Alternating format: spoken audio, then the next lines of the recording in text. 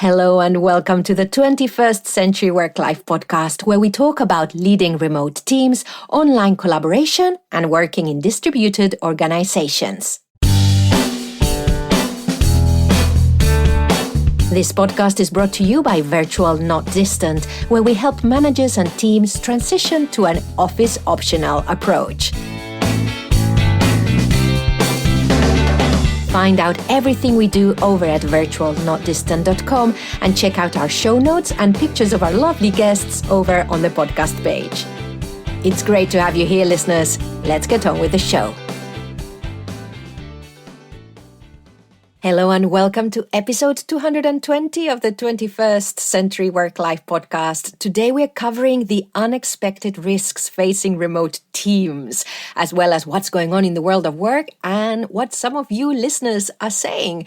If we haven't met before, my name is Pilar Orti and I'm the director of Virtual Not Distant. And with me for this episode is co-host every once a month. Maya Middlemiss, associate of Virtual Not Distant. Hello, Maya. Hello, everybody. And Maya, how is the coast of Spain doing? The coast of Spain has been battered this week by Storm Gloria, so it's been quite dramatic. I think, we're definitely being affected, as the whole world is, by some of the climate change issues going on here. Let's just say I've been very glad to be working from home this week. Yeah, you did post some pictures of of streets covered in water, and you being very pleased that everything was still working, actually, because it could have all gone horribly wrong and you could have had a power cut. Well, yes, I've been quite impressed by that, actually. And a few years ago, working from home in Spain involved relying on wireless internet and things like that. And I'm sure I would have been completely cut off. So very grateful to my fibre broadband that stayed working, and so did the power. So that's all positive. Good stuff. So, listeners, today we have a What's Going On section where we're going to look at some stuff that's related to online collaboration, etc., etc. But in the broader world of work, then we'll come back to Virtual Not Distant because we've got a ton of listener feedback. Of course, this is the first episode we're recording in January 2020. So we've got some stuff from other times. And then we're going to look at the unexpected risks facing remote teams. And we have three things. We'll come to them when we come to that section. But for now, let's have a look at what's going on.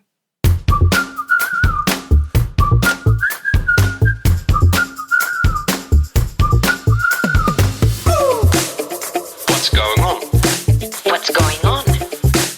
What's going on? So I thought we'd start with one of these, what are the trends for human resources in 2020? And mainly I wanted to have a look because it was sent through by Pinar, who's one of our collaborators. And I thought, that's a pretty good article. She said, you might be interested in this. And I thought, actually, listeners might. So first of all, the article has 20, was it 20? It's got quite a lot of trends. Yeah, it's a lot of trends. 20 trends for 2020, I guess. That's it. So it's got 20 trends, and I felt quite I felt quite pleased by the article. I don't think it went off anywhere strange. So I suppose it's quite down to earth. What did you think, Maya? Well, as a freelance writer, I love these kind of articles. And I must admit to having been responsible for a few of them this month. Great.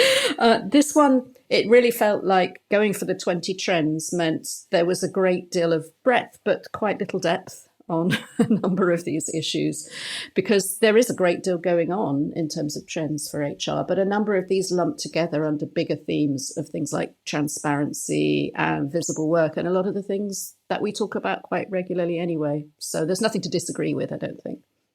Yeah, and the first thing that caught my eye was number 9, which just says Slack. Yes. I've heard it used as a verb, but not as a trend before.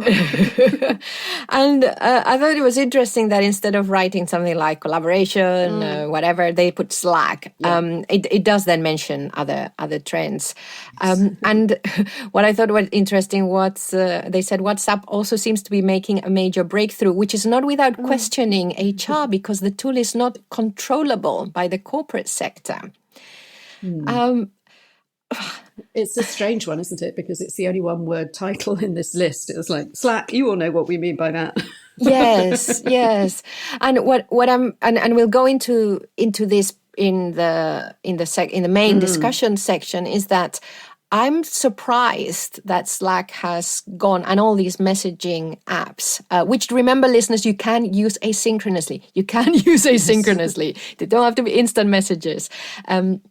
That they have really crept into the co-located space as well.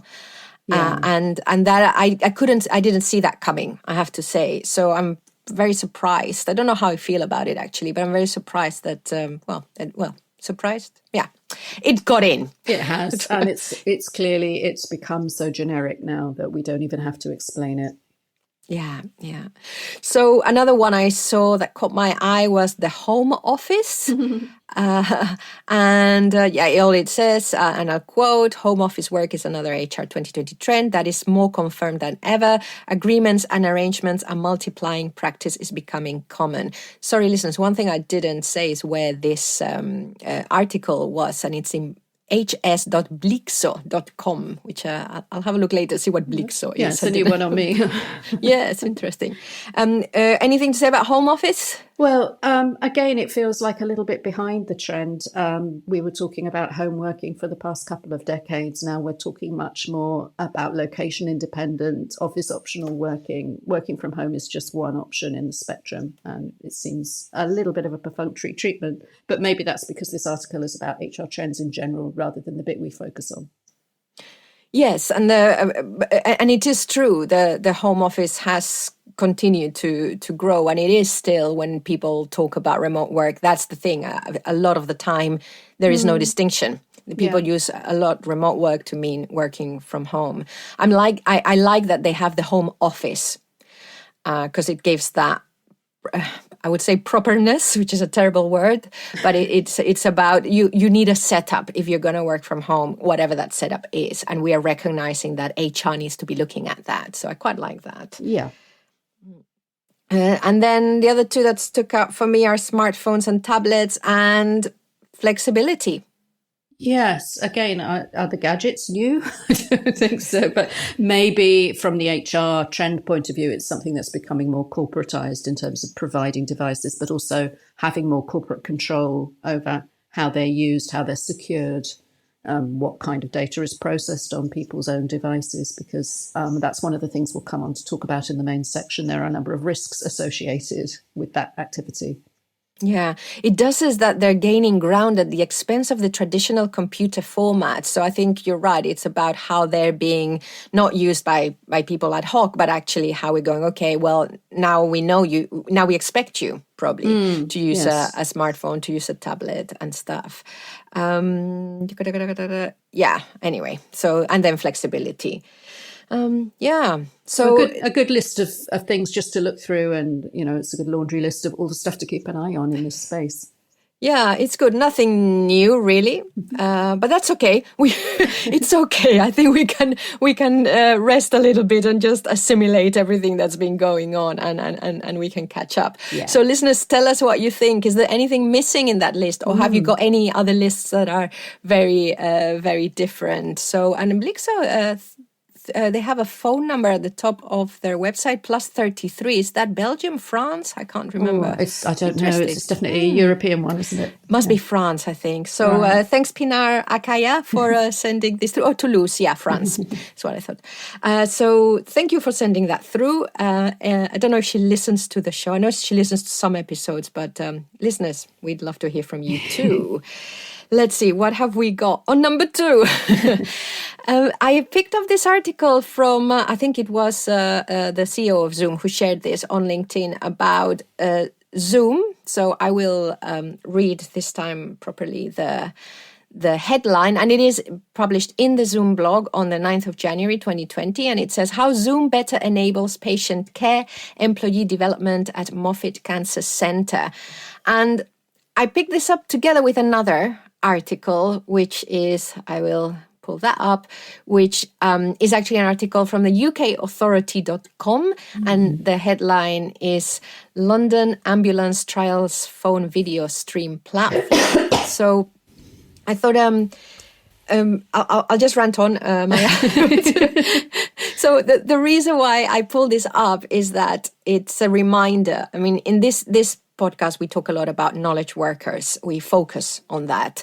But of course, online tools are being used in all kinds of scenarios. And I've realized also that my book, Online Meetings That Matter, which will hopefully come out this year, is already outdated in that way because it's very, very knowledge worker based. And I haven't actually incorporated the fact that people are having meetings in all these kind of scenarios. So the article talks about also mentions the pathology and surgery teams. And it says that they collaborate in real time while the patient is in operation. And this can decrease the time of the patient under anesthesia. And I was thinking, I have to say, I never thought of that. Isn't it brilliant that this technology is now starting to be adopted more widely outside of our fairly narrow little geeky knowledge worker space? I just think it's incredible. And it almost begs the question of why has it taken so long? I think in fields like medicine, often feels they're at the cutting edge of saving lives, but you go to hospitals and people are still using pagers and things like that to communicate. And it's just brilliant now that video calling is being used for remote consultations. And if it's saving time, it's saving lives. And it's just great to see this rolling out.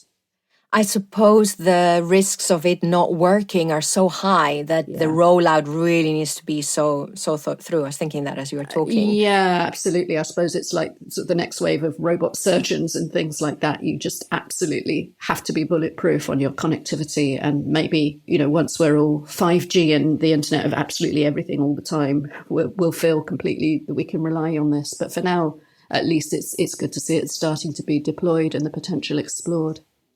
And I have to say a little shout out to someone who doesn't listen to the podcast, but actually a friend of my mother's who, I don't know, in the 1990s was already saying, okay, let's use Skype to diagnose patients who are away from us and stuff like that. So this is something that there've been pockets of it. Yes. And it's really nice to just ahead of her time. I don't know how many people they said. It was good. It's funny because he was married to my mother's friend who was actually already saying very early on, why do we have to come to the lab every day? A lot of this work we could do from home and save ourselves an hour commute. So they were an advanced couple. Fantastic. So then I saw this other article, which, sorry, because Trello is behaving a little bit in my Android tablet. And this one, London Ambulance trials phone video stream platform. And this is actually about taking the video communication to someone who's in need of assistance.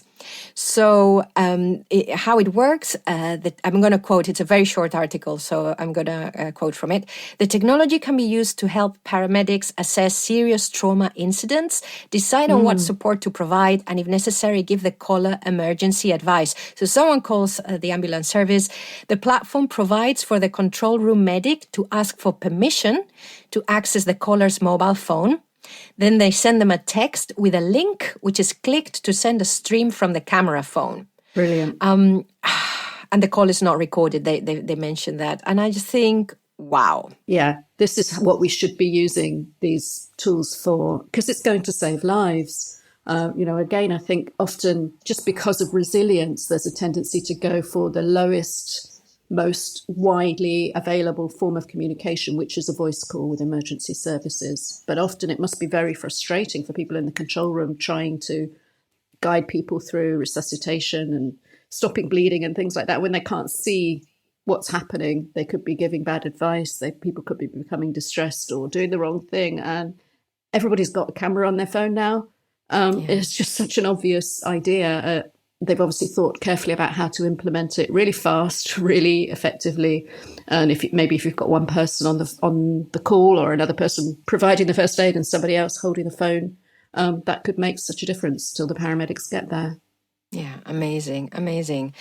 And a little spin-off of that I found quite interesting. I came across an article from Microsoft talking about Teams, and they've created different templates in Microsoft Teams, which is another conversation, I think.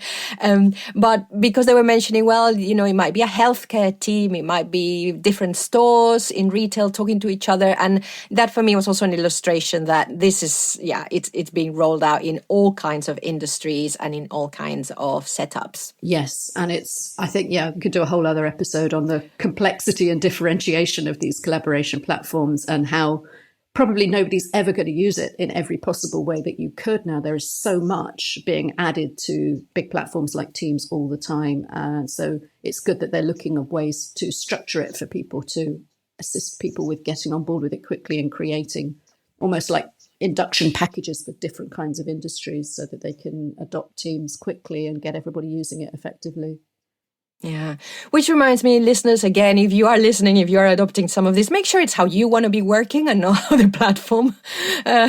Don't just assume that they know the best way. But yeah, by all means, these templates can be a really good starting point for a conversation of how it's going to be used. And then tweak it, please. Okay, then another one lovely article from FlexJobs, the top 100 companies with remote jobs in 2020. What were your thoughts on this, Maya? I think it's really interesting because there are big brands in there that you don't necessarily think of. I think there's a lot of invisible remote that's happening with companies that have been doing it for years. I remember some statistics recently about Dell and how much of their workforce is remote, and they come in at number 19 here, which is quite a long way down. But these aren't companies that make a big thing about the remote workforce. They just happen to employ people that way, and it works for both parties. And they probably have very well developed documentation and policies and ways of making it work. I'd love to hear more. Whilst it's wonderful that we do hear from the companies that are very transparent about their policies and how they do this, it would be great to hear more from some of these other people. Yeah, and companies like Dell on that list, they are 20 companies that have made the FlexJobs top 100 list every year since 2014. So exactly what you're saying, they've been at it for a while in online collaboration terms. Listeners, if you are in an organization that is getting this right, or if not, you can tell us in private because we love to know where the problems are. Then share with us. You don't need to name your company. You don't even if you want to stay anonymous. We'd love to hear of companies that are just getting on with the work and have incorporated some kind of online collaboration, remote work in a way, and they're doing it well, but you don't have time to be telling everyone about it. So, or it's become so normal for you that it's just not a thing to talk about. Exactly. Because don't think that everyone knows how to do it. Well, we'd be out of a job then. That's all right. We can do something else. Virtualnotdistant.com for your messages, or you can email me directly, Pilar, Pilar, at virtualnotdistant.com. The other thing to say about this list, for me, it was the variety of industry. I mean, they highlight that, the variety of companies. As you say, there are some usual suspects, but not too many, like GitLab. There are companies who don't use FlexJobs who won't be on that list. I think that's important to say. Yeah. This is people who are using FlexJobs. So there we go. Lovely. Again, let us know what you think, listeners. Maya, you had a couple of things that you shared. There was an article somebody passed on to me recently. It was a Holmes Report article saying that it was some research about whether communications leaders would use a virtual PR agency. And it was interesting because as well as working for Virtual Not Distant, I do some marketing and PR through another small agency. And that was why it was passed on to me. But there was just something about the headline and the whole position of the article and the research behind it about whether we have to have this conversation about whether the agency you use is virtual or not. And that virtual agencies where you pull together consultants who don't happen to be sharing an office, but bring together different expertise, possibly from very divergent locations, are somehow qualitatively different from those who all have a nice office in Soho. And it just vaguely depressed me that we have to ask this question. Why does it matter? Surely it's the service that you're provided that matters. And unless your agency is actually next door to your physical building or you're meeting with them face to face regularly, I just didn't really get it why we're still doing this research in 2020. Yeah, it's yes, it is unfortunate. I think this article is a great reminder that we're still early It's still the early stages, not in adoption, not in technology, but actually it's still in mindset. Still is online. I still hear this. In person's the best, but next we have online. Well, yeah, but nothing is perfect. So we're just making compromises, and we're compromising in different ways. And also there is that second best. So, which sometimes it is. Sometimes it is.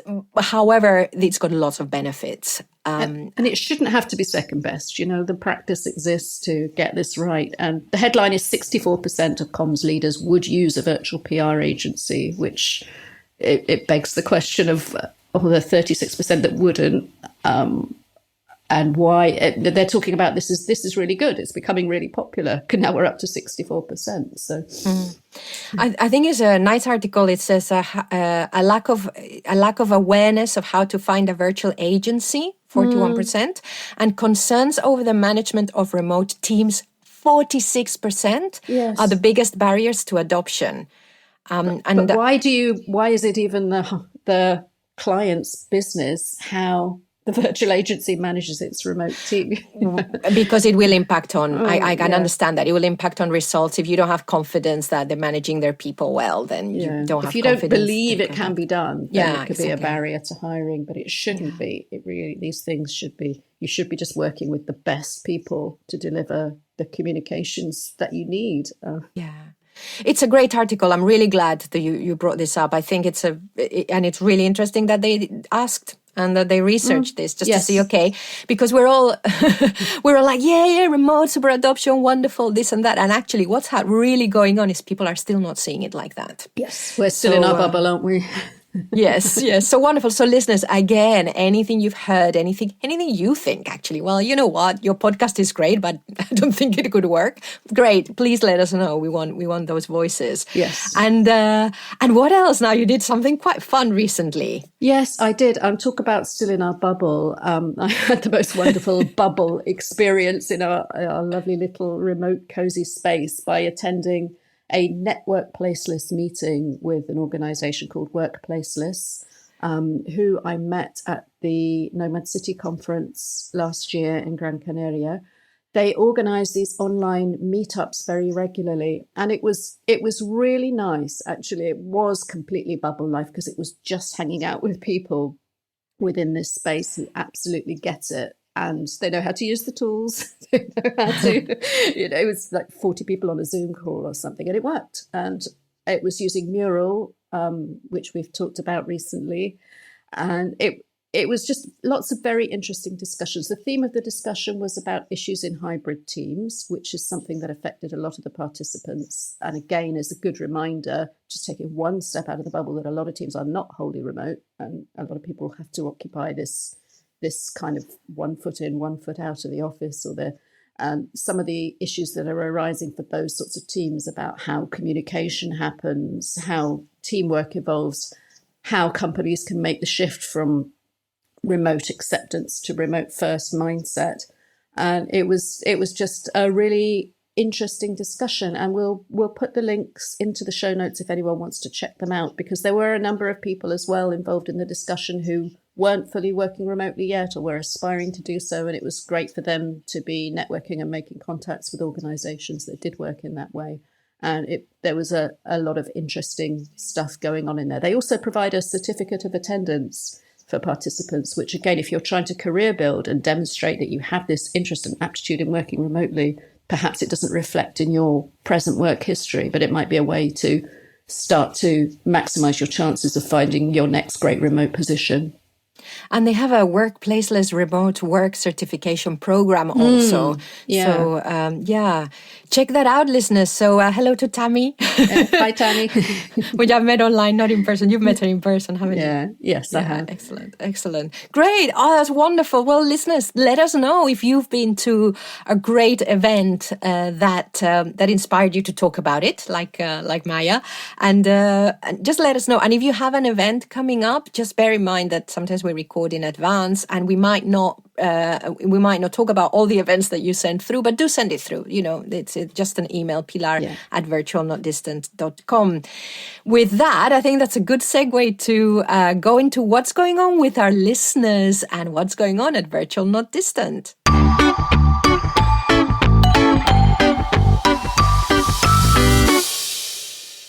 Well, where shall we start? I think we need to start with our new series. Definitely. Very exciting. Listeners, I think probably the next episode to be published. Am I getting this wrong? No, I think I'm getting it right. Yeah. The next episode to appear in your podcast app, because of course, listeners, we know you're all subscribed to the show to make sure you don't miss one, will be the first episode on a new series called Connection and Disconnection in Remote Teams. And this is completely related to trust, which we talk about a lot, of course, to self-determination theory, motivation, which I particularly talk a lot, and of course the concepts of visible teamwork. And it's also connected to the service that we'll launch at some point this year on podcasting for connection. However, it's not Maya and I that are going to be leading the conversations. No, we have fresh blood for you. So it will be our friends from Shield GEO, and in particular, Bree, who will be your host. So for now, I'm just going to say that Tim Burgess from Shield GEO came up with this wonderful idea of how to collaborate and bring you more podcasts, because we did put a call out some time ago saying, people listening, we thought we need something because we want to do more podcasting, but our resources don't stretch that far. And Tim said, well, you know what? How about we do something with you? And they've ended up doing something for us. How wonderful. But it's such a great partnership because, yes, you end up with a lot of podcasts going down the route of reading out ads and things like that. And it's just, this stuff is expensive to make. It's great. Podcasting is a very accessible way to create content and get it out there, but it does come at the expense of doing other things, and to be empowered to do more of it, but through a real partnership approach rather than have a blatantly commercial kind of arrangement. I think it just really fits very well with the way we like to work with clients and with our community. And also it's made us really go back to relying on asynchronous communication across the globe. Yes, it's just been a really interesting experience. So we're back to that. So we're there and mainly text-based and stuff. So I think it's... So first episode will be next week, and listeners, we would love to hear what you think about that. Feedback from anyone around whatever is resonating. So some time ago, we mentioned Grace, one of our listeners, hello Grace, feedback, who was talking about how remote work was allowing her to find a context, a work context where she would fit in without having to leave a country. Because sometimes we like a country to live in, but the work context might not suit us. And so remote work allows us to work for a different kind of work context, for a different kind of culture context, work culture. And so Grace fed that back after listening to the episode on remote work in Southern Europe. She said, I wonder if that... And then Eva, who was on that show, Rimbau Gilavert, said, I'm going to try and translate on the cuff from Spanish. She said, wonderful, the remote work as a way of finding a work context where you fit in when your local work culture does not, when you don't like your local work culture. I don't know of any studies that talk of it, but the topic definitely deserves some study. So again, listeners, if you know of anyone who's looking at this, or even like if you've heard a conversation around it or an article, let us know, because I think that's really interesting. Yeah, it's like an extension of the whole location independence. You can become sort of culturally independent and really choose your tribe and who you're going to hang out with and connect with for that inspiration. Yeah. And of course, Eva is a researcher. She's an academic, so she's always looking and sharing academic stuff. And she shared something on Twitter, and this is not specifically listener feedback. And the tweet said, does remote work improve or impair labor productivity? Longitudinal evidence from Portugal is the answer seems to be depends. Labor productivity is reduced in firms that don't undertake research and development, or are small, don't export, and the workforce has a lower skill level. I love that this one is in Portugal, so we rarely hear what's going on there. And then it's being really specific and saying, okay, maybe we have to be careful when we say remote work increases productivity. Yeah, or it doesn't. But, it's a bit like the article we were discussing in the What's Going On section. People don't always look beyond the headlines, sadly, and often the picture is so much more nuanced. And so it's great. I'm impressed she got all of that into one tweet. She's good. Yeah, she's great. Thank you, Eva. And then we've got some other feedback. For example, we've got something from Danny Page. He said on LinkedIn, looking forward to listening to the 21st Century Work Life with great friends and thinkers, Marcus Vermuth and Leila von Alvensleben. That was two bonus episodes were released. And he said, I always enjoy your show. Keep up the great work. Thank you, Danny. And Danny has an interesting tag in LinkedIn. He says, let's change the way the world works. Sales and marketing leader focused on remote work adoption in the US and Philippines. So that's quite interesting. Yeah. Hi, Danny. And then I got a message on LinkedIn, someone connecting. Listeners, always connect with us on LinkedIn, but tell us it's because you listen to the show. Craig said, just discovered your podcast. I work remote for a local company in AZ, which I imagine is Arizona. I want to move to Europe, but keep my current job. So looking for ideas, and your podcast is a good start. I recommended Collaboration Superpowers also. Couldn't help it. The competition. Well, we're all on the same side, aren't we? If we can help Craig separate his location from where he works, then he can just take another step and move to Europe. Closer. Good. And I've got two more for news from listeners, and generally just friends of the work that we do.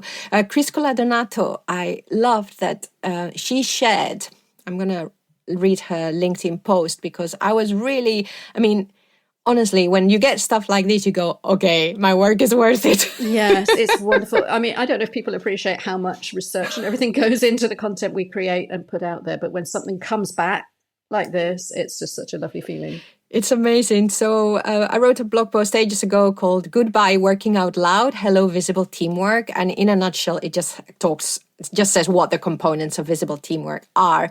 And Chris said she's hosting an online discussion at work today about connecting and working with teammates in other locations, using Pilar's blog post on visible teamwork as a jumping off point. Really like the components she focused on: deliberate communication, work visibility, planned spontaneity. And I just love it. Yes, I never thought that someone could use it as a point for discussion in a team. How wonderful. Thank you, Chris. And then I am going to go to another point that then Elise Keith, who's she's been on the show. She's the author of, I think it's called Action. It's about meetings. Nice book. She after that article, she mentioned, actually it was another article where I mentioned self-determination theory, which is all about autonomy, competence, and relatedness. And she mentioned the point that when we're looking at motivation and why people work with us, especially as small business owners, it's not always about purpose, and that relatedness can be just to each other. It could be about purpose. So it was her reflecting on as a business owner, the purpose drives her, but that's not always the case with employees, and that's fine. Yes, people can find their motivation from a number of different factors, and I think there are a lot of dangers actually in expecting everybody to think and feel the same way, particularly if we're a business owner and it's our baby. We're never going to, however amazing and inspiring a leader we are, we're not going to create those same feelings in other people. We have to give people other ways to find motivation in their work.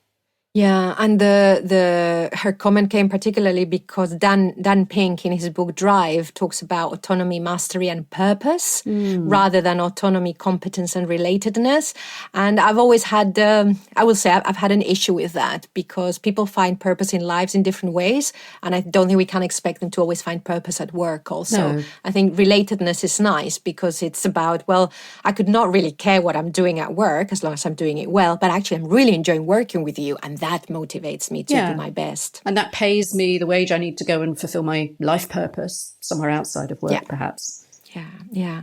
Good. So listeners, as you see, well, we've got loads because it's, again, because we haven't recorded for a while, but more, do let us know. And also if there's something that we say in the show, especially we're going to go into a little bit of a darker feel now, that you don't agree with, let us know. We always want to hear as many different points of view. This is the only way in which we can get this right, is really listening to what lots of different opinions and lots of different contexts are saying, lots of different people.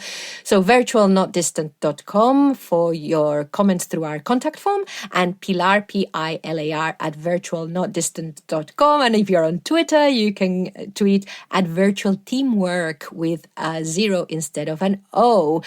Let's move on to the main discussion.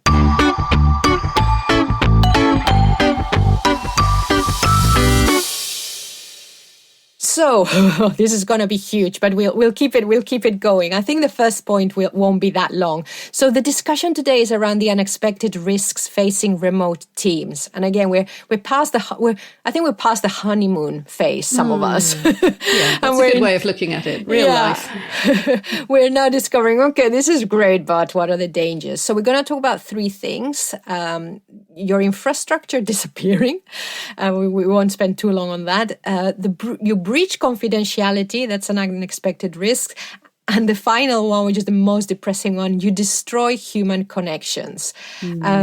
So let's start with the first one, because this was prompted by an article that you sent from UC. Actually, did you write this one? I did write this one. Yeah, yes, it was just before Christmas, and quite depressingly, it was about layoffs in the communications sector, including at Fuse. And I think what we've seen over the last couple of years is an explosion in infrastructure and in platforms, which is great. And now probably we're seeing an inevitable retraction of that as the bigger platforms start to absorb all of the others in terms of functionality, and we just don't need as many different ones. And sadly, that means, I mean, it's startup life as well, that things come and go, but it's obviously very hard on all those people who were laid off just before Christmas. It looks like Fuse lost most of their UK and lots of other workers quite abruptly. I mean, even going back to the article we were discussing at the very top of the show, where if Slack has become both the verb and the noun, how many different collaboration platforms do we need? Some consolidation within the sector probably was always on the cards. And what does Fuse do? I don't know what they do. They still are a platform. So, oh goodness, I write about this stuff and I really should know, but this is part of the problem, actually, that there are so many things with overlapping functionality. I believe they provide a service similar to Zoom, right, but with chat embedded around it. And a lot of these things are actually using each other's technology and plugging into it anyway. So sometimes I go and talk to something I think is new and I think, oh, this looks familiar. But often these are organizations that have brought very specific features, maybe for a particular industry, or maybe something that particularly depends on extra security and encryption or something, for example, that they've seen a gap in the market and gone after it. But then somebody like Slack or Teams comes along and just adds that as a feature. Yeah. So cloud-based communications, and they're focusing on remote and distributed workforces by a single and user-friendly platform. Because that article also mentions job losses at Blue Jeans, which I hadn't heard of, which is another video meeting. Yes, again, at a large scale. Yes, they were. Again, something trying to bring together different services, I think, to try and be that kind of digital office. And a couple of years ago, I remember reading something about Blue Jeans and thinking, well, yes, this does a bit of Zoom and a bit of Slack. And at that time, Slack didn't have video calling, for example. And all of these things needed bringing together in one place. I could see that there would be a market for that. Whereas now, Cisco does it, Slack does it, Teams does it. They all do everything, and it has made it much harder for these niche players to remain competitive. And once they've burned through their funding, people are larger, certainly corporates, are tending to go with the big brands that they recognize rather than with a startup to provide what is basically replacing their entire infrastructure, as we were saying, not just for remote teams, but for their entire workforce. They're going to go with a brand that they know. So an unexpected risk. This is something that I couldn't see a few years ago. Is okay. We are adopting these things, and they become part of our communication. They become like a telephone. Yes. It's part of like the post. Yeah, And it's your telephone, your office building, your chat room, your everything. And if they just disappear overnight. Yeah, because also sadly in January I didn't use it very much, but I just signed up because actually someone had recommended Thingiboard. Again, they're closing down. So we got an email. A board thing was built with a few simple goals: create a simple platform for online visual collaboration, build something in our spare time that we would want to use ourselves, and have fun sharing our ideas. We've met our goals, and now we're moving on to our next adventure. So again, suddenly something that might be we've all learned to use. We use it. It's completely integral to our, I don't know, brainstorming meetings or whatever. Suddenly it goes. So this is an unexpected risk. It is, and it's inherent to all software as a service when you think about it. All of these things, it used to be in the olden days, we bought software in a box on a disk and we could use it as long as we liked. They might stop supporting it or make me pay for an upgrade, but basically, and you'd expect to use it for years without any pressure to upgrade or change your supplier. Whereas now, if we are used to buying things per user per month, which is great, it's really flexible and scalable, but it means you're pretty much in the hands of the people providing it. If they suddenly decide they're not doing it anymore or they go out of business. I remember the fuss a few years ago when Google Reader deprecated. Oh, yeah. And it was just, well, what are we going to do? And that was something that they were providing effectively for free. We won't go into the surveillance capitalism and behavioral surplus aspects of it. We didn't pay at the point of using it. And a lot of us got very dependent on it for our content distribution. And it just disappeared overnight. Nothing you can do. Yeah. So this is a risk. This is something that, especially if we're making the transition, we need to be thinking about these things. It doesn't mean we have to have backup plans always, but it's just something. And the key for me, and this is why going back to visible teamwork, which are concepts, the key is to know exactly why we are using the tools in the way that we're using them. And then it doesn't matter if tomorrow this thing collapses. Well, that's fine. We'll find something that's more or less the same. We know why we're using it, and then we can find a way of using the new tool in a way that still suits us. And we'll know what to look for. We'll know what our needs are. We don't have to go back to the drawing boards. If we're very clear about why we chose that tool in the first place, it enables us to shop around quite consciously for the features that we need. And I would say I really hope that this trend doesn't stop people investing in startups and investing their time in using startup products. This is where the innovation is happening. Yeah, it's brilliant that there's innovation and new features coming into Teams and Cisco, but these little companies are where it all starts. And I really hope that people won't lose confidence in them. There will be winners and losers, but most of them are very transparent about what's going on for them, what their roadmaps are. If they get into trouble, then, that can happen to any business, but we should continue to support that innovation. Yeah, I think the smaller, nimbler organizations will continue to look for the tool stack, you call it, that suits them best. And probably the large organizations, they just can't afford that, so they'll buy into the bigger. So yes, I hope so. I mean, we'll stay with Trello, Slack. I mean, I'm not that adventurous with what I use, but I'm very happy to grab where the tool is, and yeah. So good. So listen, something to think about. So that's one unexpected risk. Now the other one also comes from something that you sent regarding, and this is really interesting. It's the security risks of video meetings. So we've talked here about, and you have a whole article on staying safe, compliant when we are working remotely. Things like me. To be honest, I see so many people on the tube reading their emails, and it's really easy to peek over and see, and who knows if it's confidential. So there's all of that. But actually, the meetings. What is this about? What are the risks there? Well, there are obviously. Some industries have to pay a lot more attention to risks of data leaking out of them than others. There are some very highly regulated industries that have always had to, for example, record every call if they're providing insurance underwriting or financial advice or something on the phone. And interestingly, a lot of these very highly regulated industries haven't been able to use the latest technologies like video calling simply because there was no way to really audit what was going on. It was kind of a closed box to the organizations, and they were hiring top salespeople from other industries who were used to having all these bells and whistles and being able to make their sales conversions very effectively using these tools. But they moved to somewhere that's selling underwriting, and they weren't allowed to use them. And the reason is there are so many ways that data can be disclosed deliberately or accidentally or negligently in so many different ways compared to traditional methods of communication. If you send an email with an attachment on it, there's a very clear audit trail that that document was sent from A to B. You could depend on that in a court of law. If somebody said I was advised differently in my contract, it's like, no, this document was transferred to you and this is what it says and it hasn't been edited, for example. Where if someone's on a video call, you've no idea, A, what they're saying, B, what's visible. There are lots of platforms that enable you to share information in so many different ways. You might be able to share a whiteboard during a conversation, for example. You might be able to share a document.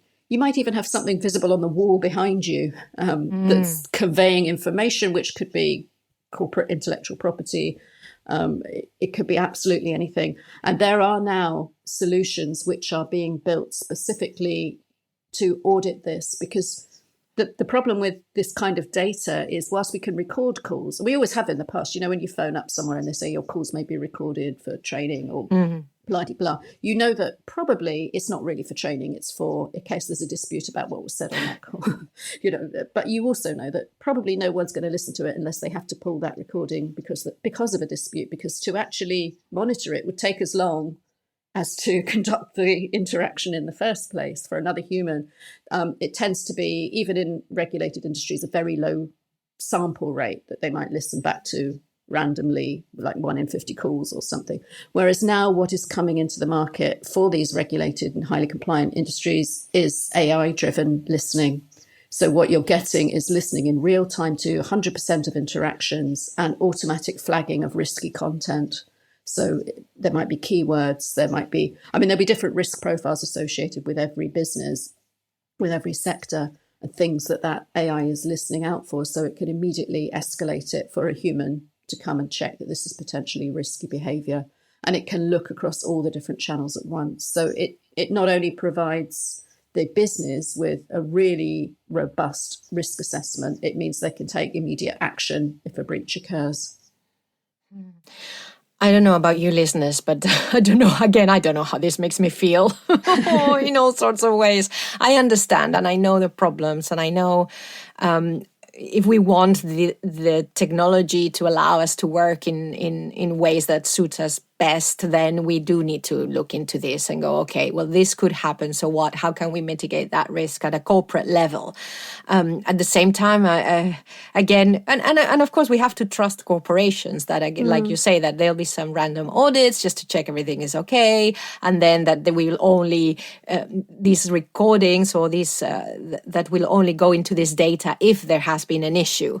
At the same time, well, this is another unexpected risk for me, is the fact that actually, and we've had this forever, when people could, with the software that monitors your keystrokes and stuff like that. I mean, we've heard about control and monitoring your work over technology for a while, but this is another unexpected risk for me, is that actually we feel more monitored, we are more monitored, sometimes because there's a need.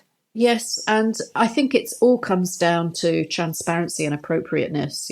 We definitely shouldn't be monitoring things just because we can. And this, the white paper that we'll link to in the show notes, is designed specifically for very highly regulated industries that have to demonstrate compliance just in order to exist. If they're advising people about their investments and things like that, you can't have someone winging it and just making stuff up or pointing to a post-it note that says something different to what they're saying because it's only being audio recorded or something. They could be working for a competitor. There's so many risks for that industry. Then it's appropriate.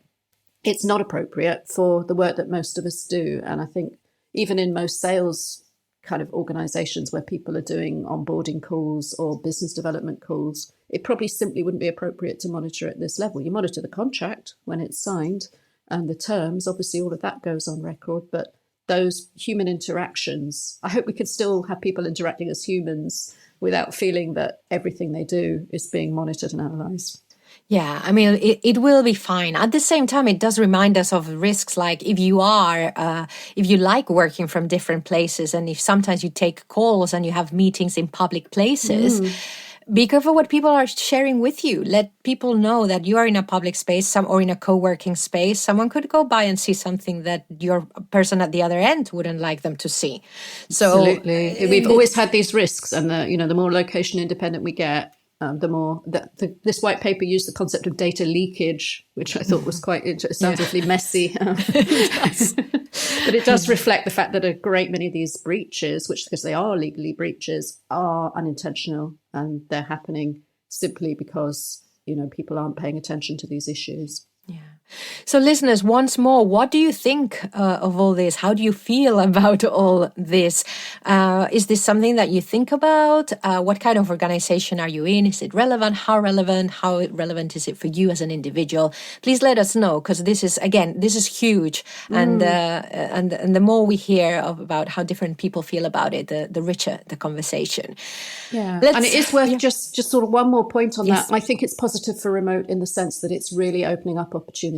Now, there is really no excuse for an organization to say we can't have people working remotely because of these risks.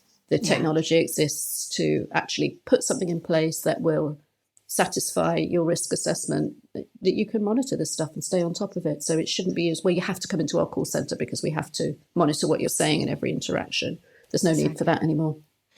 So from an article that hopefully supports and just say, okay, well, there are these risks, but we're going to look at, to an article that well, it's got lots of things in it, but it's an article that I would say I hope that listeners for one, they are probably already looking out for articles that paint some of the practices that we embrace in a really bad light. However, some of this stuff, I think for people who haven't experienced working away from others, who haven't experienced online collaboration, this kind of article can really damage the transition. It can damage the opportunities for more online collaboration, because it's linking some terrible workplace cultures to a tool. So we'll start. This happened before the beginning of December 2019. There was a very short article first. I just want to touch on this one on Inc.com. And the headline, this is where we don't like some headlines, as it's coming up. The headline for this article was the cookies thing. Away's CEO, Away as in the company, resigned over a toxic workplace due in part to the company's use of Slack. Yes. They're trying to get the right picture there, but they're also... So that was the one I had, and then you shared, Maya, the really deep one that really showed the problem and showed that actually it's just unfortunate that this happened at a time when the company had adopted Slack. Yeah. But actually this was not a Slack problem. It's really not. I mean, this is about actually the way that using a text-based collaboration platform like Slack can shed light on these toxic cultural issues and the way that communication can be abused. Because if this had all happened verbally face to face, then it would have been much, much harder to address, and it would have been he said, she said, and so on. Whereas the fact that this was all written down meant that there was at least an audit trail of it. Yeah. So the article so what happened? So the article on theverge.com from the 5th of December, which was then updated as things happened. It's feature, and it's called emotional baggage. And then it says, and interesting, listen to the subtitle, has nothing to do with the Inc. one. Away's founders sold a vision of travel and inclusion, but former employees say it masked a toxic work environment. Nothing there about tech or how it was used. So thank you, Verge, for that. Yes, and indeed. I'm sure Slack are grateful for that headline. Yes, definitely. Because Slack gets blamed for a lot of culture problems. And so, listeners, if you don't mind getting a little bit depressed, have a read, because it's a really step-by-step, in-depth report of how a CEO basically has just just destroyed this company. And it's full of very specific examples. It's full of contributions from different employees. And I think it's really interesting to see how this flexibility that we want, how it can be turned on its head and actually become just a 24-hour culture.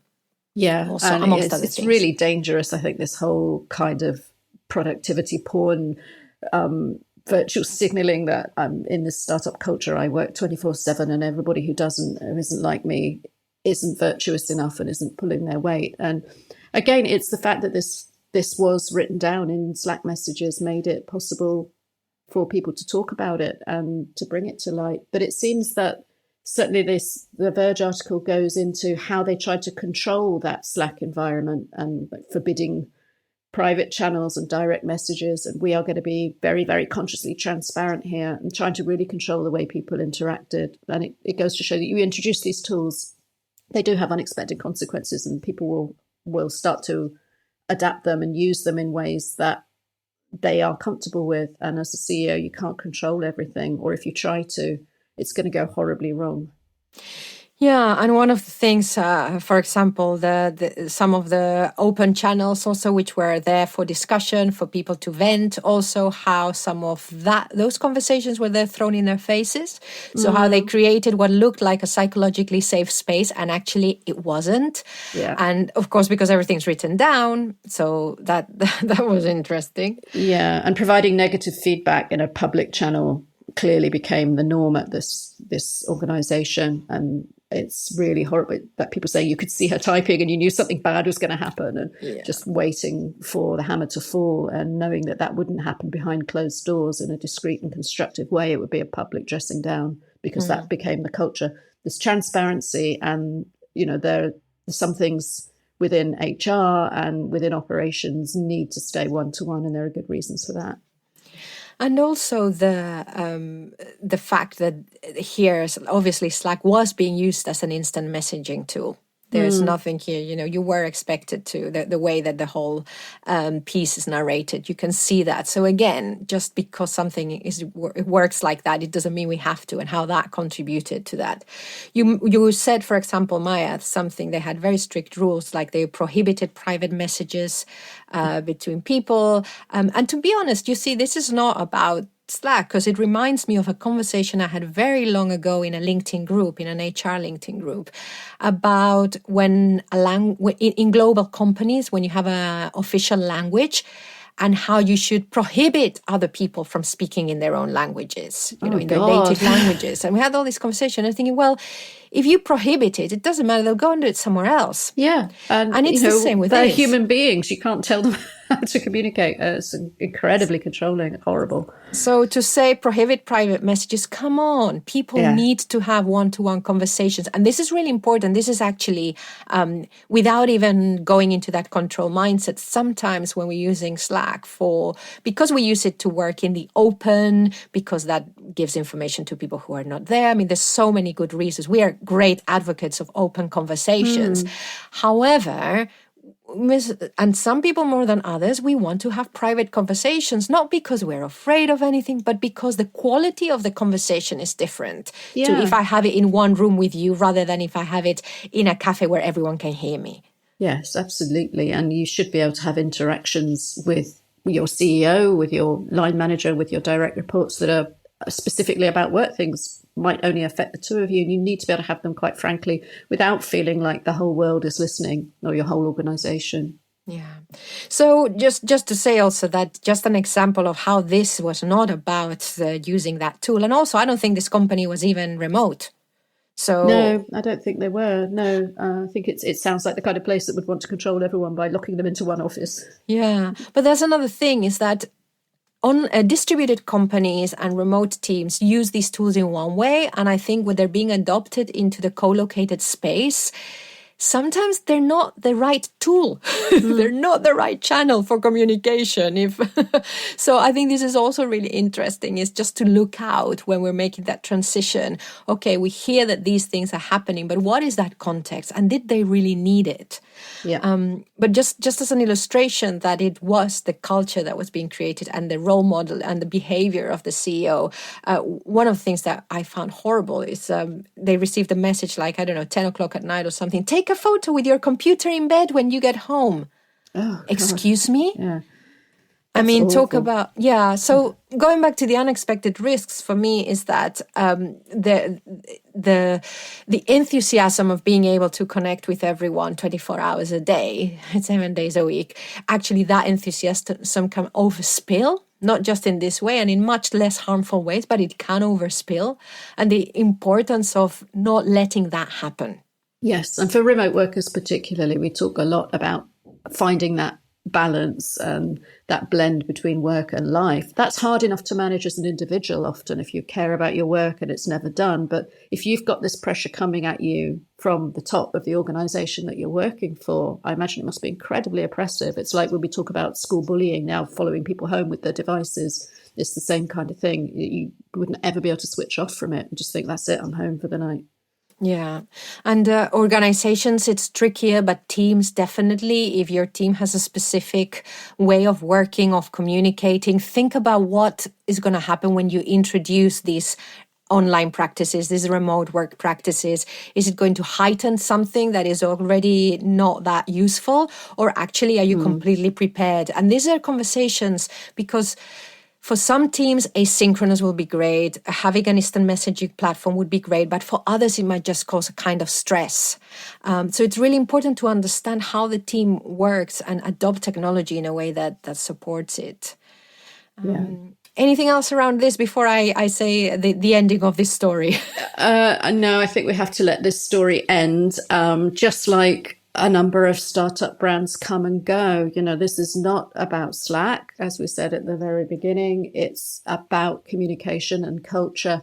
And if people use these transitions as they move to using different tools or different ways of working to really honestly look at issues of culture, you can head off a lot of these problems before they get to this stage, which actually threaten the whole organization. So as I revealed, actually, I wasn't supposed to reveal the title of the Inc. article after the whole Verge article came out. All of that came to light. The CEO resigned. So I think we'll see all the best to the away people. And I hope that they can turn that around. So listeners, thank you very much for this another epic episode, an hour and a few minutes. Let us know if you got to the end. We'd love to hear from you. But for now, virtualnotdistant.com. There you can find out everything about it. You can have a look at the show notes if you want to just review what the episode was about, or if you want to forward it to someone who doesn't listen to podcasts, but they might be interested in some of what you've been hearing. And also we have a newsletter you can sign up to. We push out a newsletter once a month with reading and listening recommendations. Listeners, thank you very much for listening.